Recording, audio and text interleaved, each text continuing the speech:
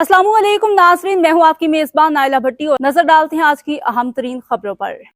YouTuber रजब भट्ट को किसने गिरफ्तार कराया? महकमा वाइल्ड लाइफ अचानक मुतहर्रिक क्यों? शादी की खुशियां फीकी पड़ गईं। यूट्यूबर रजब भट्ट मुश्किल में फंस गए। शेर का बच्चा और गैर कानूनी असलहा रखने के जुर्म में जेल की हवा खाना पड़ गई। दोस्तों के तहाइफ ने शादी का इवेंट यादगार बना दिया। असल मसला किस बात पर हुआ और हवालात में बंद क्यों किया गया?